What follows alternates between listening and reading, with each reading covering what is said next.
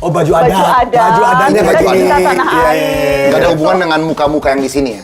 Nggak berpengaruh sama sekali? Gak ada. Nggak ada. Kita cuma menunjukin baju adatnya Tapi aja. bahwa kemudian nanti berpengaruh ya alhamdulillah. Ini Mbak lagi stand up ya? Banyak anak muda yang hebat. Tapi emang di Pilkada 2017 nggak ada anak muda yang hebat. Kenapa baru dirubah sekarang? Sekarang itu lo harus disclaimer. Kalau gua anti sebuah keputusan pemerintah, gua bukan anak abah. Kayak bukan berarti kalau gua anti sesuatu yang pemerintah lagi lakukan, gua anak abah. Enggak gitu. Atau gua 16%. Bener, atau gua tim low bet. Iya. Anak muda yang digadang-gadang, percuma kalau paman lu tidak punya kekuasaan, kalau bapak lu tidak punya kekuasaan, kalau kakek adik lu tidak punya kekuasaan, tidak punya duit. Bukan mempermudah, tetapi mempermudah. Itu kuncinya menurutku. Setuju. Dan itulah Asian values.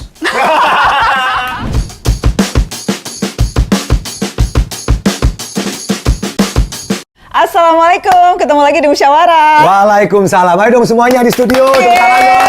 Halo masyarakat. Halo Mus. Akhirnya kita kembali lagi Manana Kajo. Kangen ya? Kangen. Setelah kita live terus ya. Kita kan selalu live untuk pemilu kan? Iya, kita live streaming pemilu dan sekarang kita balik ke set yang sebelum kita live streaming lagi. Rumah kita. Iya loh, kangen loh duduk-duduk ngobrol-ngobrol. Iya, terakhir kita keputusan MK kan? Betul. Yang kita live paling terakhir. Itu juga live. itu juga live. Itu juga live. Juga live. Tadi kayaknya musyawarah nggak jauh-jauh deh dari putusan apapun deh. Kayaknya mau kita live atau enggak, kita kayaknya musyawarah. Iya, setiap kali ada putusan yang kontroversial, Iya, betul. itu selalu memancing naluri orang-orang di musyawarah. Yang kemarin kayaknya kepancing banget nih. Itu kayaknya Dovi deh. Iya, Mana. Kemarin tuh kayaknya Dovi tuh ada sesuatu yang membuat tiba-tiba murka. Sampai kemudian bikin video. Dan videonya viral di mana-mana. Viral banget. Aku bangga banget, Dov. Terima kasih Mbak Nana, terima kasih. Kita lihat dulu deh videonya. Boleh, waduh. Kita lihat dulu. Mohon maaf atas kata-kata kasar di sini ya. Mohon maaf. Emang ada kata-kata kasarnya? Ada. Oh, ada ya? Iya. Aku nggak jadi bangga. Aduh. I'm gonna get a lot of hate for posting this video, but Aduh Tuhan. okay. Disclaimer, gua tidak mendukung siapa-siapa. I'm not for anyone or any party or whatever. Okay? I'm not against the guys. I don't know them well enough. I'm not against. Sure, he's a nice guy. I'm sure. Okay? Udah ya, udah gue udah disclaimer ya. Biar gue nggak disangka anak Abah, gue nggak disangka Ganjar, gue nggak disangka anti Prabowo. No. Oke? Oke, udah ya. Ketika berita kemarin keluar bahwa ada wakil gubernur yang mau mencalonkan diri, pertanyaan gua langsung, bukannya aturannya 30 tahun? Ya? Nothing to do with the guy. Pertanyaan gua cuman hukumnya, bukannya orang ini umurnya harus di atas 30 tahun. Oke? Okay? Dan hari ini baru sekitar 20 menit lalu gua baca berita dari narasi bahwa MA sudah mengabulkan bahwa tidak harus 30 tahun, diubah aturannya. Guys, again, I got nothing against the guy. Keulang terus. But if this is what our country is going to be, we're gonna change the rules to whatever the need that is needed to suit anybody that needs the rules to be changed. Then I'm sorry, I gotta speak up. Nothing against the guy. I've met the guy once or twice. I don't know him personally. I'm sure he's nice. It's the system that I am completely flabbergasted. Yes, I use the word flabbergasted. We can't just change the rules to suit something that is needed for the current kepentingan. Does that make any sense? We can't just do that over and over again. Okay, I know I'm gonna get a lot of hate for this video. I don't care. I just need to say this out loud. Okay? And for those of you who says, kan it's a voting, yaudah tinggal nggak usah pilih. Itu masalahnya dengan negara ini. Kita nggak peduli dengan proses, yang penting hasil akhir. Kenapa kita selalu nggak peduli sama proses, hasil akhir? Ya tapi kan bisa aja kan voting, nggak usah di voting. Kalau voting ya kan pilihan rakyat. It's not always about that. And this has nothing to do with pemilihan presiden. Prabowo is my president, Gibran is my wakil presiden. Gue mengikuti banget hasil pilpres kemarin. Tapi what's happening with the pilkada now, I think it's bullshit. Thank you. Ya, Thank you. Gak ada orang berterima kasih marah kan, Novi? guys, jujur nonton ulang bareng kalian tuh agak awkward ya, agak awkward ya, that was. Jadi gini. Jadi flabbergasted itu apa buat yang mungkin tidak terlalu familiar dengan term itu? Flabbergasted itu kayak terlalu membingungkan dan terlalu apa ya? fakta menarik, flabbergasted itu kata-kata dipakai sama penulis Roald Dahl. Roald Dahl tuh sering banget pakai kata-kata flabbergasted di tapi Dia penulis buku anak, Roald Yes. Dahl. Yes. Tapi aku nggak tahu bahasa Indonesianya apa ya flabbergasted. Mencengangkan sebenarnya. Iya nggak sih? Mungkin Iya, kayak mencengangkan. sangat Kayak di luar nalar. Iya, di luar. Iya. Gitu ya? Nurul, di luar Nurul. Iya. Iya, Kayaknya marah banget, Dolf. iya, jujur ya mana? Aku jujur banget. Masih marah nggak sekarang? Lumayan. Masih marah ya? Aku lumayan marah. Keluarkan. Jadi gini. Ini harus viral juga, jangan hanya itu viral. Ayo, Novi. Jadi ini aku ceritain dulu backgroundnya ya.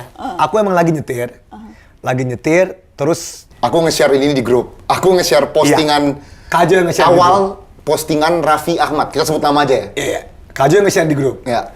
Pas Kajo nge-share di grup, kan Ini masih grup keluarga. kita ada grup temen gitu lah. Kenapa nggak dia aja? Emang Kajo emang. Ya udah nggak penting. Terus. Nah, tapi yang benar-benar membuat ketika ini udah keluar kita really no it's a joke, kita belum tahu, kita masih belum tahu. Dan again disclaimer negara kita kan butuh disclaimer. Sampai sekarang pun Kaisang belum ngomong apa-apa. Jadi sampai sekarang pun dia belum ngomong kok dia mau maju sebagai wakil gubernur ya. Jadi again ini semua andaikan ini terjadi ya. Abis itu aku baca berita dan narasi keluarin berita, narasi newsroom, MA perintahkan KPU untuk Melana Kajo, aku tuh langsung I don't know what took over me. Aku langsung naik pitam, bahasa Indonesianya mungkin yang baik dan benar. Aku langsung nyalain HP, langsung rekam. Lagi nyupir tuh. Iya, aku nyetir. Dan itu jeleknya, aku diserang banget di Twitter. Aku diserang di Twitter karena emang Anak hukum, ada orang ngomongin hukum sambil melanggar hukum. Tipikal anak hukum. Ngomong sok-sok ngomong tentang hukum tapi lagi melanggar hukum. Jadi pertama kali di musyawarah gue mau ngomong, gue minta maaf. Gue minta maaf karena gue melanggar hukum, hukum lalu lintas. Andaikan standar tinggi yang kalian taruh di gua untuk melanggar lalu lintas, ditaruh di negara ini. Wow. Kalau gua aja ditaruh standar sangat tinggi Melana Kajo, bahwa Andovi nggak boleh melanggar hukum karena lagi nyetir sampai itu benar gue salah. Kok lu marah banget ya kalau gue nyetir sambil main HP, sambil ngerekam? Kok amarah itu nggak disalurkan yang justru harusnya seyogianya disalurkan? Itu sih, itu yang aku sebalkan. Tapi again gue minta maaf, benar. Oke. Ini gue minta maaf. Tapi ya, there's many things. Aku bingung mana you can never be right in the internet. Di satu sisi aku dibilang kurang keras. Aku juga dikritisin. Kenapa lu harus ngomong I have nothing against the guy? Ngomong aja Novi kalau lu nggak suka. Aku diserang. Jadi bagi banyak orang terlalu cemen, terlalu diplomatis karena selalu ngomong disclaimer. Kenapa harus pakai disclaimer? Kan apakah sistem ini apa gunanya kalau nggak ada orangnya? Cuman emang secara personal emang gua nggak ada masalah sama orangnya karena udah ketemu beberapa kali gitu. Maka tadi aku mau titik beratkan di sistem, tapi tetap aja kalau nggak speak up dimarahin katanya nggak speak up. Kalau speak up katanya kurang keras. Jadi aku bingung mana Kajo, aku bingung gimana yang benar itu gimana gitu. Nggak mungkin ada yang benar menurutku karena semua orang pasti melihatnya dari perspektif masing-masing. Cuma yang menarik adalah aku pengen tahu lebih jauh. Kemarahan itu didorong karena apa? Karena melihat putusan ini dan apa yang menurut Dovi itu putusan ini yang bikin marahnya karena apa? Ada banyak hal. Putusan ini kan jadi gini, udah dibahas banyak ya. Prof Mahfud sendiri udah bahas bahwa sebenarnya ini bukan udah luar dari kewenangan Mahkamah Agung. Karena ini harusnya kewenangan MK untuk melihat apakah ini undang-undang benar atau enggak. Kak Bivitri Susanti juga udah ngomong panjang lebar tentang ini sebenarnya nggak benar secara hukum. Tapi aku mau ngomong soal satu hal Mbak Kajo ya. Ini poin yang jarang orang bahas di internet. Ini sebenarnya orang jarang bahas. Aku ada putusan nomor 23 Mahkamah Agung tahun 2024. Aku ada putusannya. Dan ketika kita baca putusan Mahkamah Agung, kita harus lihat pertimbangan dan penalaran hukum dari para hakimnya. Nah, aku baca nih di halaman 61. Ini aku baca nih guys ya, mana kamera gua? Ini, mana kamera gua? Ini. Menimbang bahwa membatasi usia pencalonan 30 tahun bagi gubernur wakil gubernur dan usia pencalonan bagi wakil bupati ya, tidak menggambarkan keseluruhan original intent yang terkandung dalam Undang-Undang Nomor 10 Tahun 2016, bahkan memangkas original intent undang-undang tersebut, terutama dalam mengakomodir kesempatan anak-anak muda untuk ikut serta membangun bangsa dan negara. Mari kita bedah pertimbangan dan penerapan hukum hakim ini. Yes, gue akan membedah ini. Pertama, original intentnya apa di Undang-Undang Nomor 10 Tahun 2016? Emang ada original intent bahwa umur 30 tahun dan umur 25 tahun bagi bupati dan wakil wali kota itu sama dengan mengakomodir kesempatan untuk anak-anak muda untuk membangun bangsa dan negara. Itu pertama. Itu pernahkah ditulis bahwa umur 30 dan 25 itu original intentnya untuk anak-anak muda? Tidak pernah. Titik di situ. Nggak pernah. Nah, ini yang kedua nih. Ini yang kedua yang nobody talks about. Gini ya, undang-undang KPU-nya diubah jadi apa sih? Yang tadinya jadi penetapan, kapan KPU menetap, jadi sekarang pelantikan. Ya dong? Ya. Penetapan, pelantikan. Fakta menarik, itu bedanya cuma 3 dan 4 bulan. Jadi batas orang menjadi anak muda itu antara 27 November 2024 sama Januari 2025. Batas waktu kurun 3 bulan itu yang menentukan lu anak muda atau enggak. Jadi kalau gue 30 tahun tapi lahir Februari 1 2025. Sama gue lahir November berapa 2024. Jadi gue gak anak muda. Jadi maafkan saya mus-mus, it's bullshit. It's absolutely bullshit. Kalau emang original intentnya untuk anak muda, seharusnya yang diganti itu umurnya dong. Kalau emang hakim ngomong untuk anak muda, ya udah yang seharusnya 30 tahun jadinya 27, jadinya 28, jadinya apapun umur yang original intent. Tapi kan ini antara penetapan sama pelantikan. Yang hanya berbeda 3 untuk 4 bulan. Which means, look how convenient it is for everybody yang di tengah-tengah penetapan. It's very convenient. Kalau lu kebetulan lahir di antara tanggal penetapan dan kebetulan lu lahir di tanggal pelantikan, berarti lu anak muda.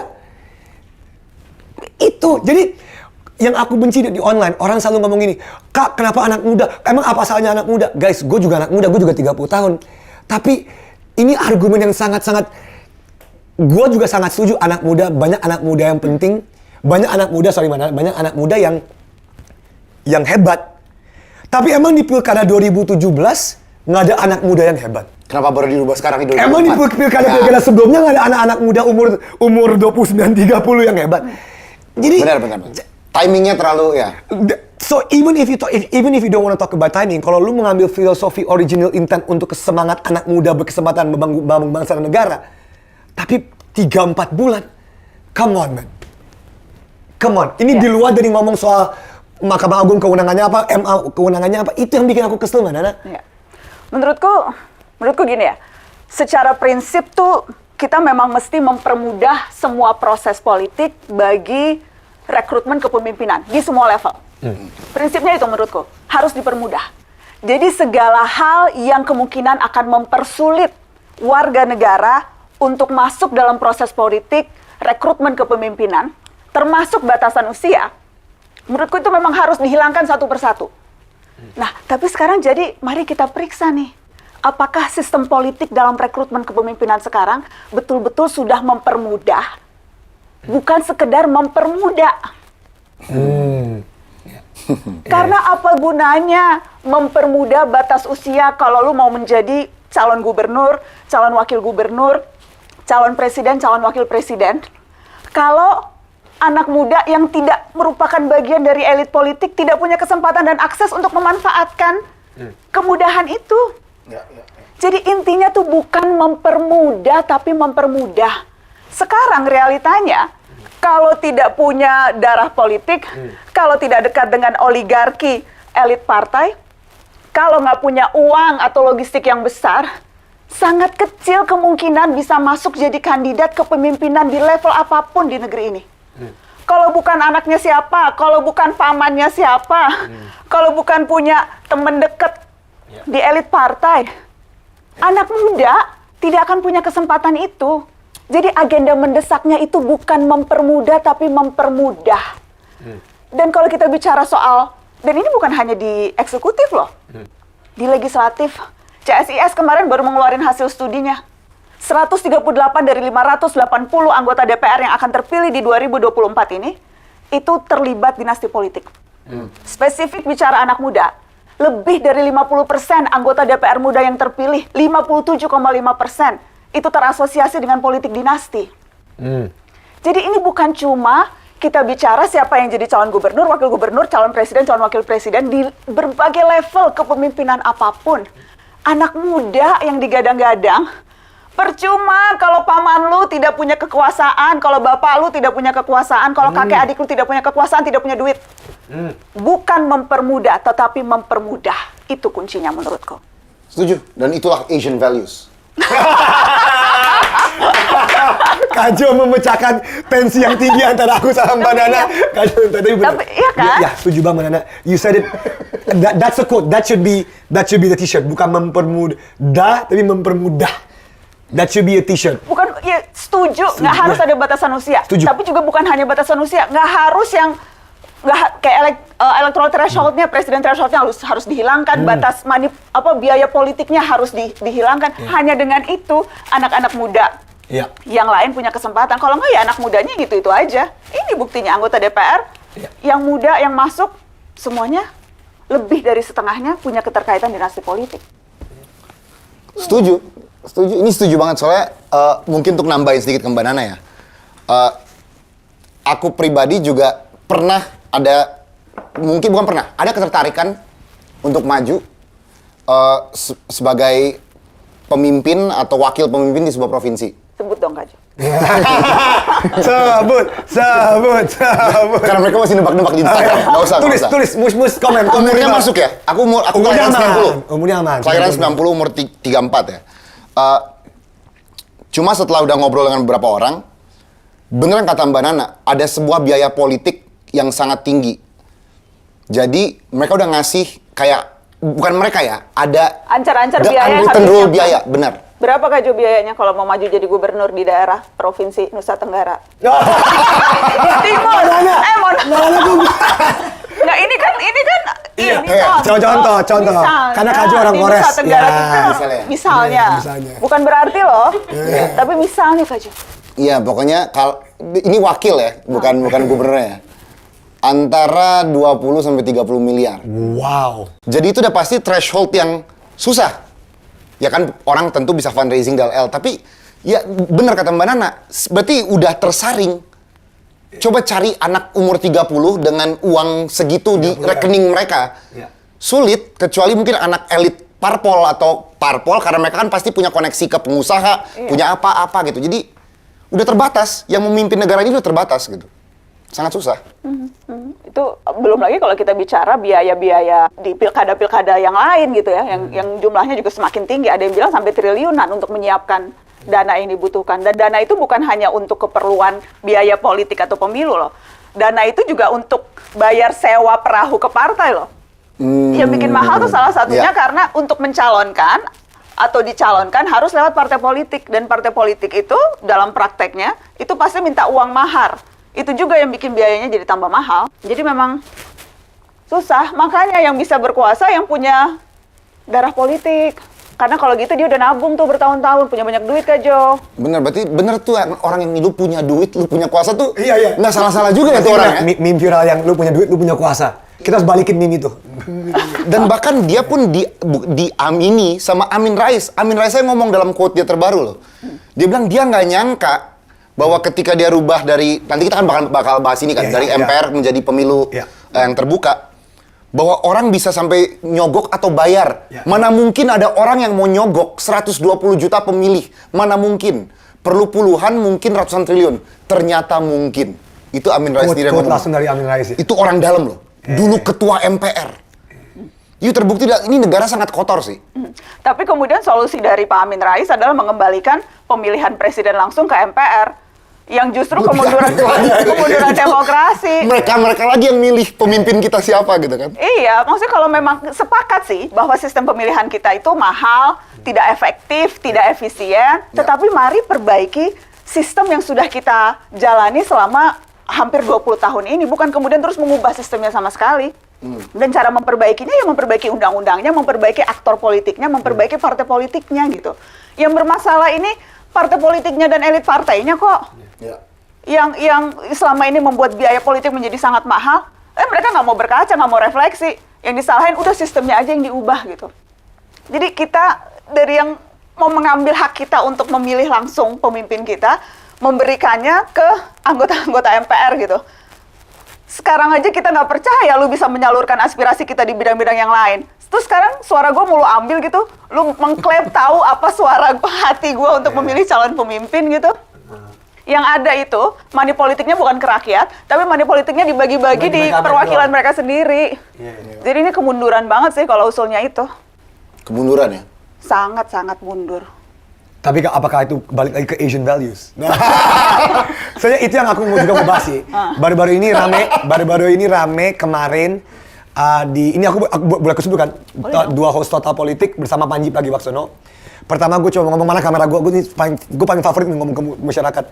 Yang itu nih. Supaya bisa di close up, ceng ala-ala sinetron gitu. First of all, jing. Panji Pragiwaksono. Gue mau tepuk tangan dulu untuk Panji Pragiwaksono. Gue juga. Gue lumayan. Gila, Panji Pragiwaksono. Alvi, itu sejak sering diundang oleh Mbak Nana loh kemarin Najwa, jadi makin berani nih. Monopolitik. Enggak, emang selalu Panji dari dulu selalu. Especially selalu when kencang. gini, mungkin karena Panji sekarang udah lama tinggal di New York, Asian values dia untuk konfrontasi mungkin mengurang. Ya, dia sekarang lebih Sekarang dia kan orang New York kan konfrontatif. What you American want? values, American values ya. kan konfrontatif mungkin. Ketika dua host Asian values ngomongin di belakang. Betul, Asian values ngomong diam di belakang. Ketika dua host itu, maaf gue lupa namanya, ngomong gitu.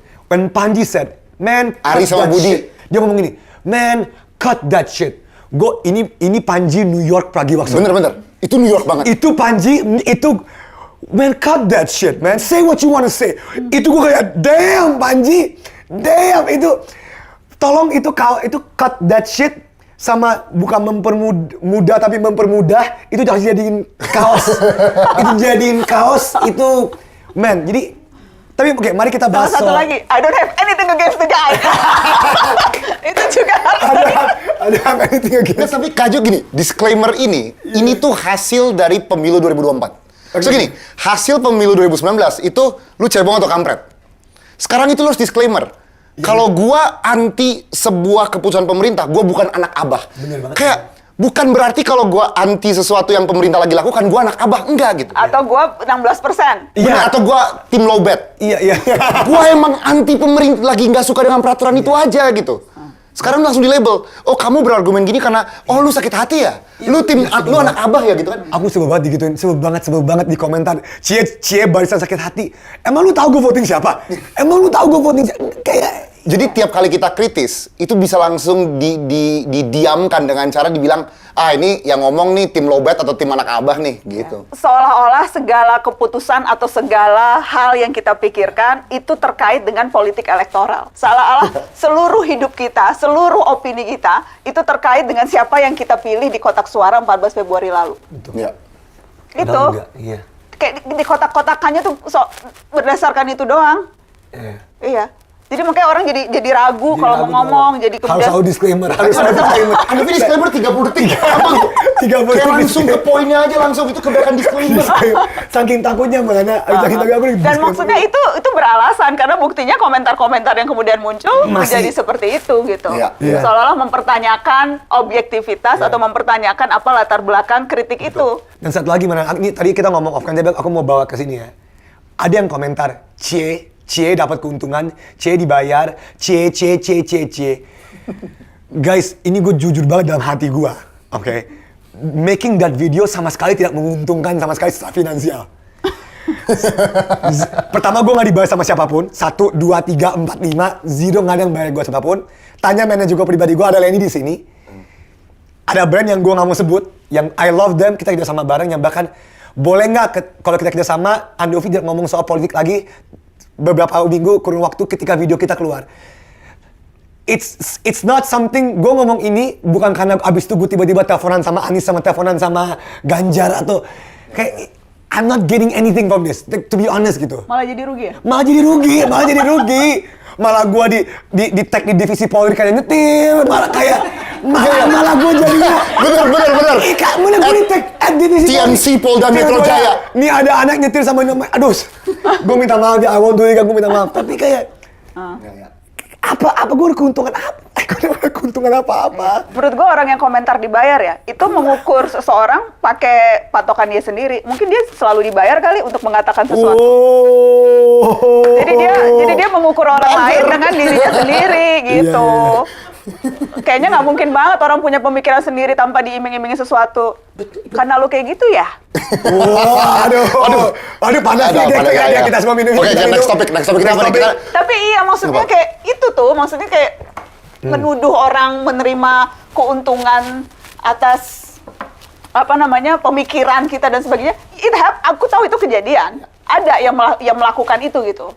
Profesinya juga ada gitu. Tetapi kemudian menyamaratakan semua orang dengan seperti itu menurutku ya itu gaslighting, model-model gaslighting juga. Gaslighting bener.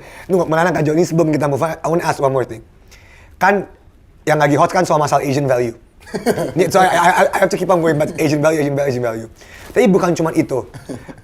Dia ngomong salah satu Asian value kan adalah kekeluargaan. Mungkin itu dibandingin Western culture, Asian value lebih punya kekeluargaan ya. Mungkin itu. Nah, ada perdebatan filosofis di internet sekarang bahwa lu kalau jadi orang tua, lu akan melakukan hal yang sama kok. Lu pasti akan memberikan yang terbaik untuk anak lu. Jadi ini ada perdebatan filosofis ya. Emang apa salahnya sebagai anggota, misal aku sama Kak Jo nih, misal gini. Misal Kak Jo running for siapapun. Kemungkinan besar karena gue adanya pasti gue kayak, ya I want the best for Kak Jo lah. Ya, nah, what I'm trying to say is, kalau memang misalkan di negara ini Asian values ini sangat kental sehingga ada dinasti politik dan semacamnya, bukankah sebaiknya dibuat suatu sistem atau struktur insentif-disentif di mana ya udah, tapi kalau lu ada keluarga dan lu di satu keluarga lu sering membantu, harusnya ada sistem dan struktur dong di mana lu nggak bisa saling membantu. Karena jadi pernah diusulkan waktu itu. Okay. Kalau makanya ini yang quote-nya Budi yang ke atas, ke bawah, ke kiri, ke kanan. Jadi misalnya orang tua atau saudara atau keponakan kita lagi menjabat. Kita tuh nggak boleh maju di daerah yang sama. Tapi kalau misalnya Anvi maju, misalnya di NTT nih. Yeah. Anvi maju di Jakarta, boleh. Okay. Tapi kalau Anvi maju di kabupaten manapun di NTT nggak boleh. Okay. Anvi maju wali kota Kupang nggak boleh gitu. Yeah. Jadi sempet ada wacananya, gagal. Bukan wacana Kak Jo, itu pernah dilarang spesifik Pernah di Undang-Undang dilarang Pilkada spesifik. di tahun 2015 spesifik pernah dikatakan seperti itu. Jadi minimal 5 tahun tidak ada 5 konflik kepentingan. Tetapi kemudian undang-undang itu dibawa ke Mahkamah Konstitusi dan dibatalkan oleh Mahkamah Konstitusi. Dan sejak itu larangan punya keterikatan dengan pejabat yang sedang berkuasa itu tidak lagi berlaku. Tapi sesungguhnya sebelum itu pun dari tahun 2005 sejak pilkada langsung itu tuh banyak sekali dinasti politik yang kemudian ikut dalam kontestasi politik dan memang ada banyak yang dimenangkan oleh mereka-mereka yang punya hubungan kekerabatan dengan orang yang sedang berkuasa. Itu ya terjadi sejak pilkada langsung memang. Aku boleh jadi devil's advocate nggak? Soalnya ini juga ada satu hal yang gini, kalau kita besar di lingkungan orang tua kita di pemerintahan, orang tua kita selalu ngebahas tentang negara, kita sebagai anak udah pasti dengerin ini dari kecil. Betul. Iya. Jadi sebenarnya ada advantage juga dong untuk anak-anak dinasti dari orang dinasti yang benar.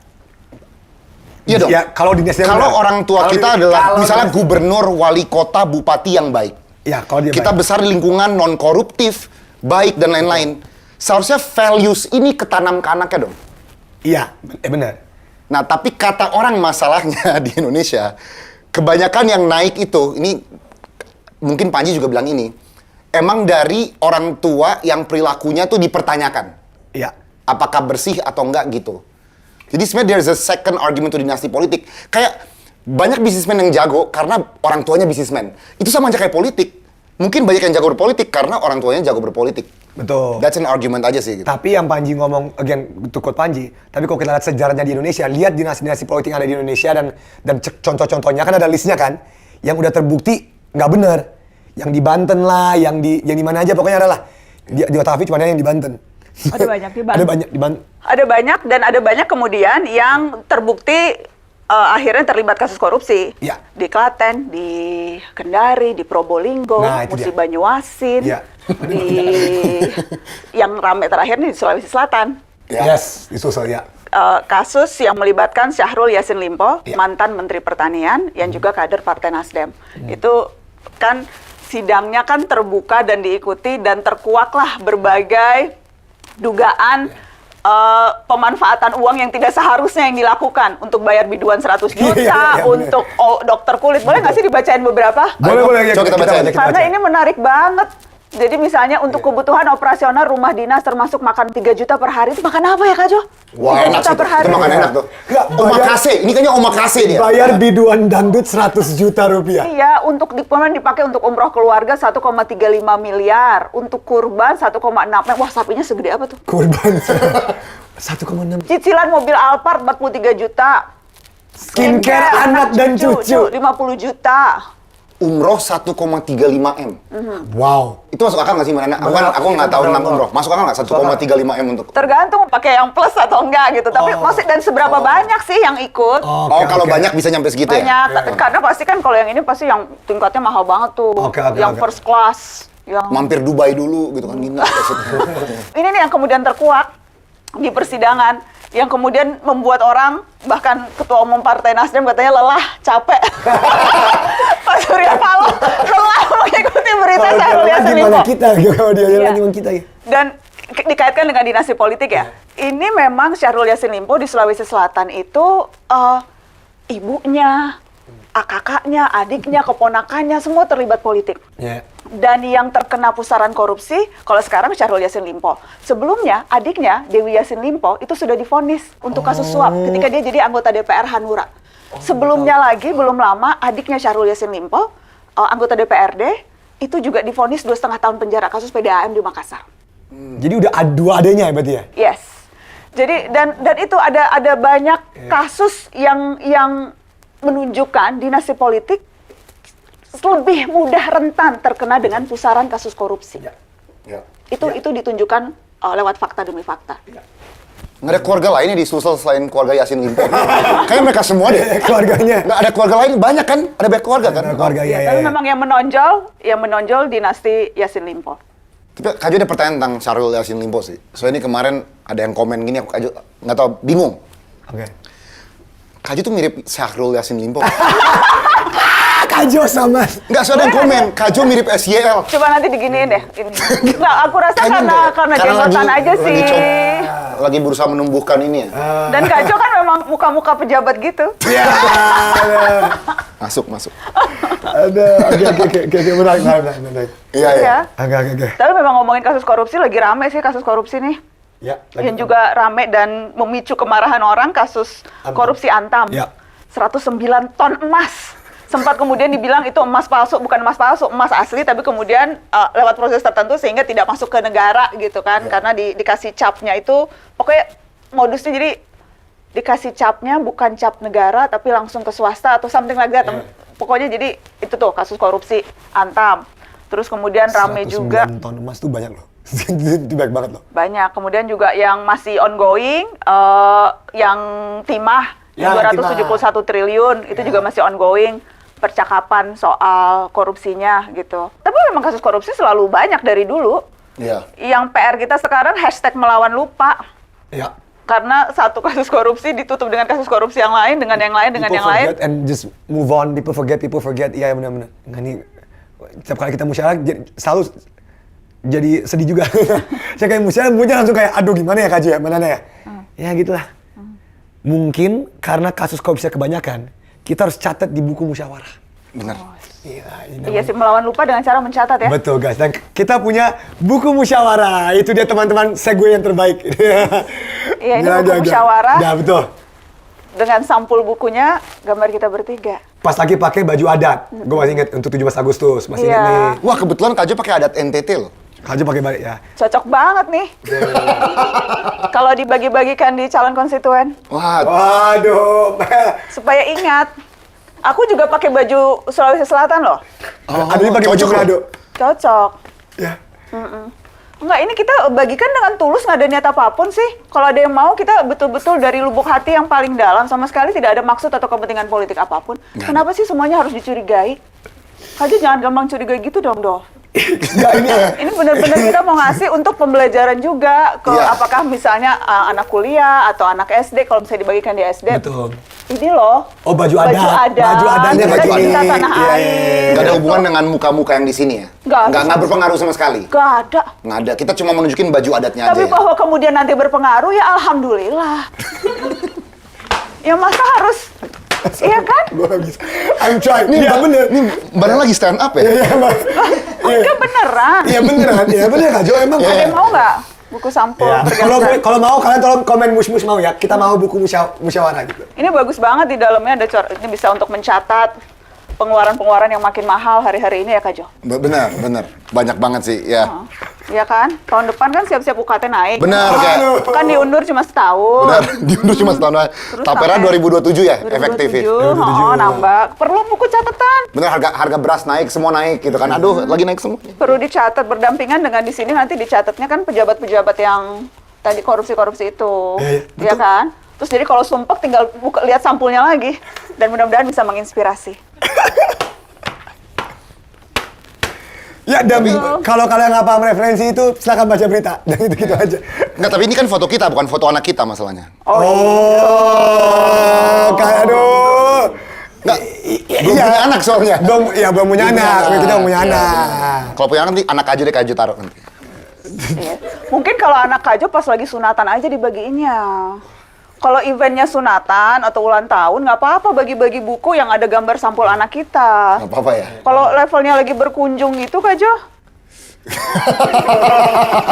Iya kan? Iya. Bener.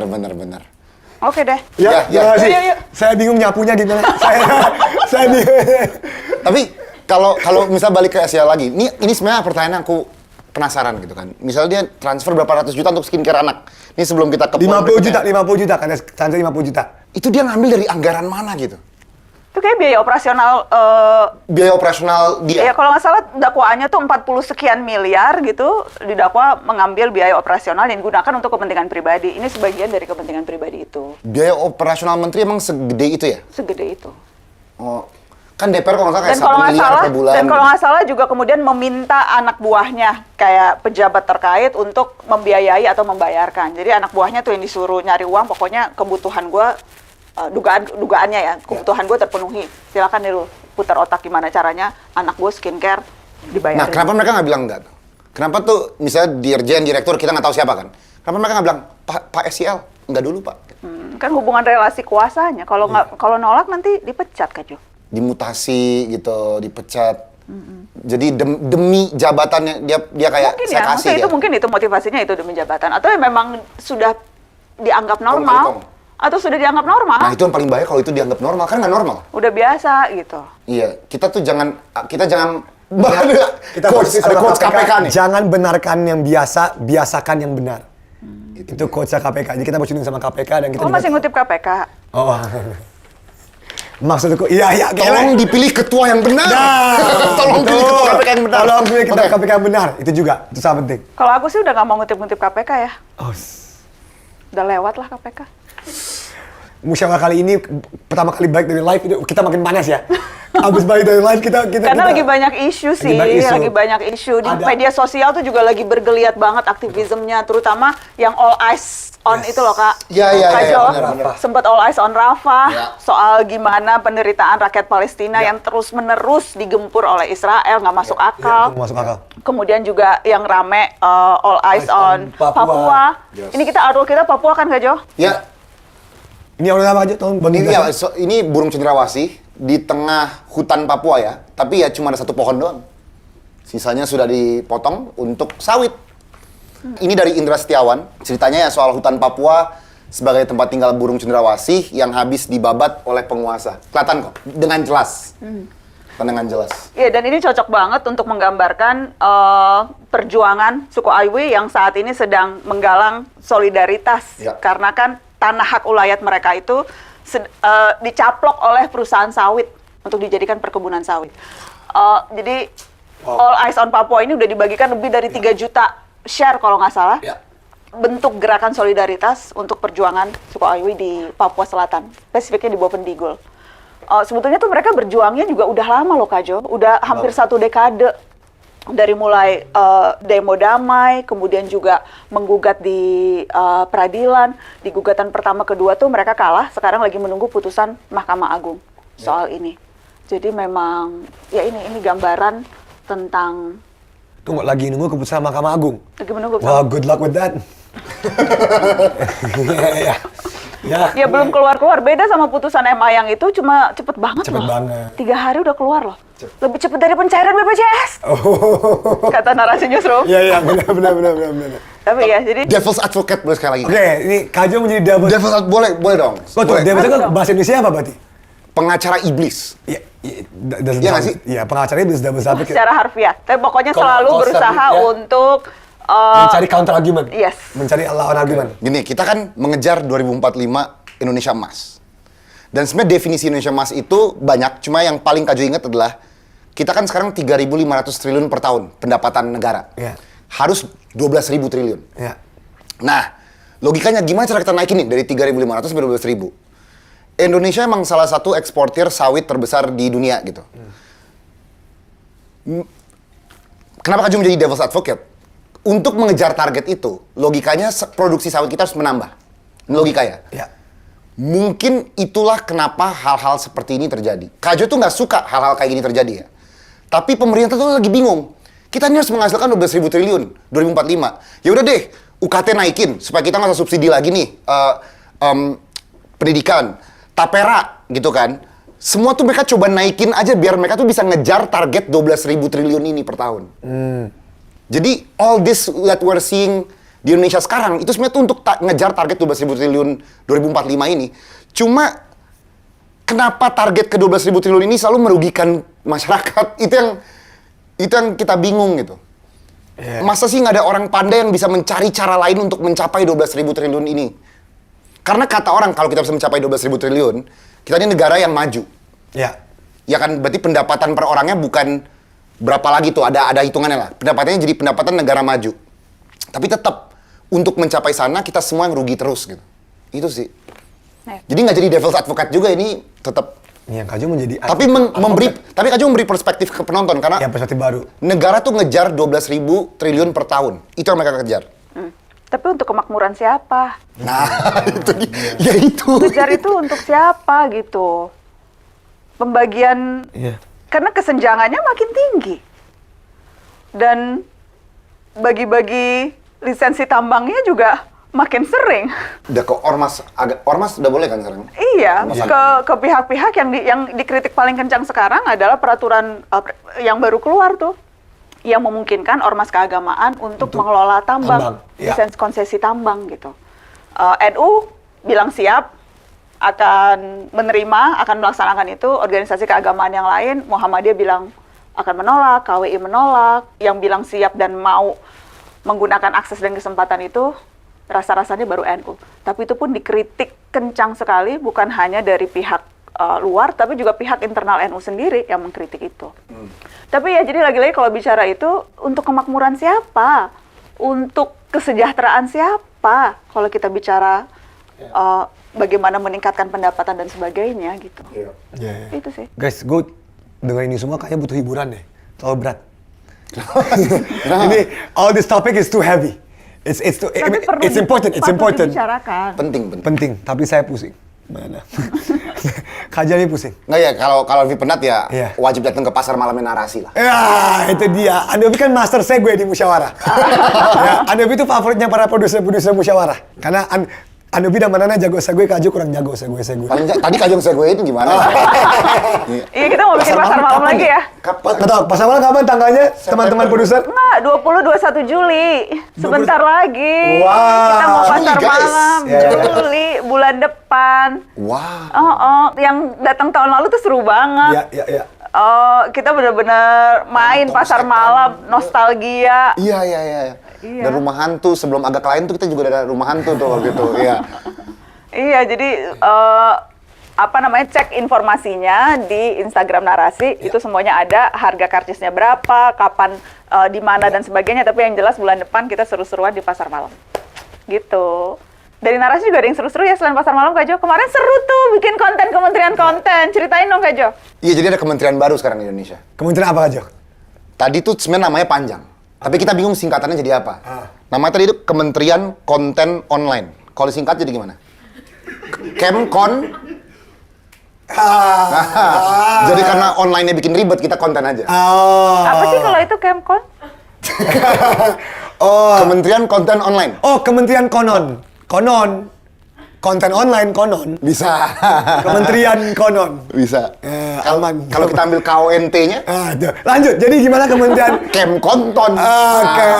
Iya, jadi kita tuh, ini sebenarnya kita parodi kementerian di Indonesia. Oh, parodi. Ini parodi ya. Kita ngerekam rapat-rapat internal kementerian. Dan kementerian kita namanya Kementerian Konten. Di Kementerian Konten ada Dirjen Buzzer. Tugas dia mengerahkan buzzer ketika suatu hal lagi ricuh di Indonesia gitu kan. Terus ada Dirjen Takedown.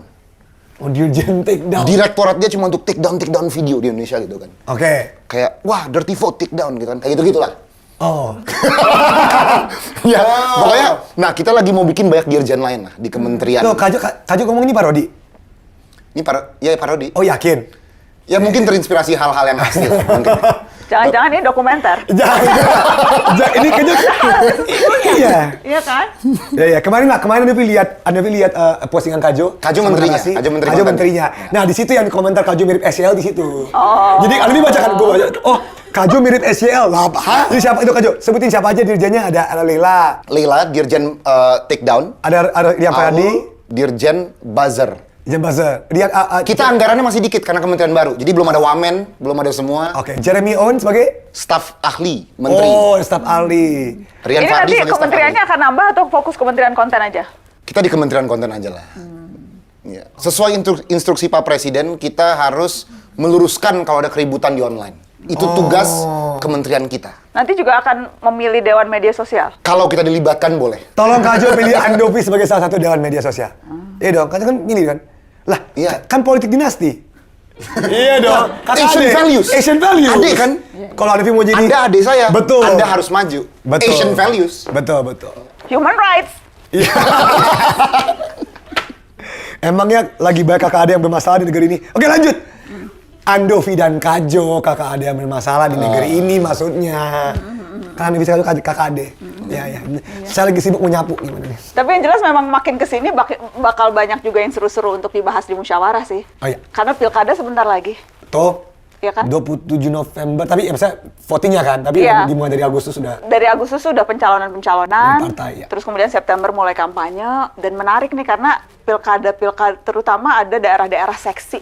Nah, apa tuh? Dari seksi ya?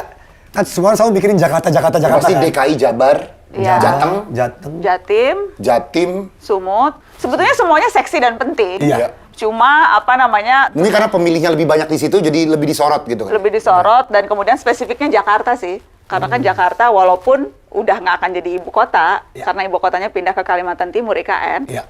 Tapi Jakarta tetap jadi barometer politik, pusat ekonomi, dan siapapun yang jadi pemimpin di Jakarta itu bisa jadi batu loncatan untuk kepemimpinan nasional. Buktinya Pak Jokowi, Ya.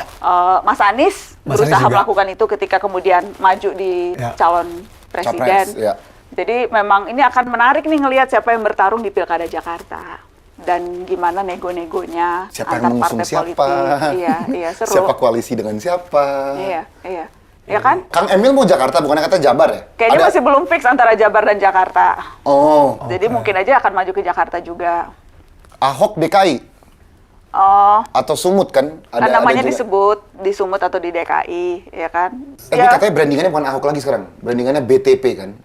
kan dulu kan juga sebenarnya BTP kan? BTP, ya, Basuki Cahaya. Website-nya juga dulu BTP tuh. Terus di Jawa Timur, Hovifah. Tapi yang jelas sudah dapat banyak rekomendasi tuh. Gerindra ngasih, Terakhir kemarin dari Gerindra. Golkar juga kayaknya udah ngasih. Ya. Ada banyak partai-partai yang udah ngasih. Jawa Timur Caimin. Salah Caimin satu. mau coba sih Jawa Ya, itu Timur. namanya Nama disebut. disebut aja. Tapi belum tahu sih. Yang menarik Sumatera Utara juga tuh. Karena kan ada menantu presiden, Oh, ya benar. Bobi Nasution, Betul. yang katanya Ya, akan sesuai maju dengan jadi Asian gubernur. values tadi kan? Asian Yes. values. Asian values. Ya. Tapi tunggu, Asian values nggak? Kalau lu ngepost sesuatu di Instagram, pencalonannya terus di take down 3 hari kemudian. Itu Asian values nggak? Itu test the water. Oh. Coba-coba ngeliat. Oh. Cek ombak, cek ombak. Jadi kalau cek Siapa sih yang post dan take down? nggak tahu. Tanya doang. Jadi kalau misalkan ada Instagram official sebuah partai ngepost pencalonan, terus di take Diserang down, satu negara terus di take down. itu Asian value atau lagi cek algoritma Instagram? Ya, itu dia. Terima kasih banget para musmus. Thank you so much. Kalau mau kita bahas apa, komen di bawah ya, komen. Manana, Kajo, Andovi, mungkin di episode berikutnya bahas ini, bahas pop culture, Iya. bahas mungkin bola. Bagi fans-fans Real Madrid, selamat udah menang dan udah dapat Mbappe. Arsenal hampir. Oh ya, Arsenal Anda Manana, hampir saya nomor ngomong 1. secara resmi di sini. Saya Manana. Beneran hampir loh. Aku sampai nonton. Karena aku tuh kayak, juga nonton. aku tuh mau Banana seneng Yes, di musim ini gitu. Betul. Cuman It didn't happen. Ini palsu, semua palsu. Aku nggak mau ngebahas sih. mau ngebahas. Karena kalau aku ngebahas bisa 1 jam sendiri. Ya, itu dia. Ya, sudah dah. Ya udah. Ya udah, oke deh. Kita nyatet lagi ya. Oke, thank you ya udah nonton. Thank you semua. Sampai Thank you ketemu di Mus-mus. episode berikutnya. Dah. Assalamualaikum. Premier League 2025 gitu tak.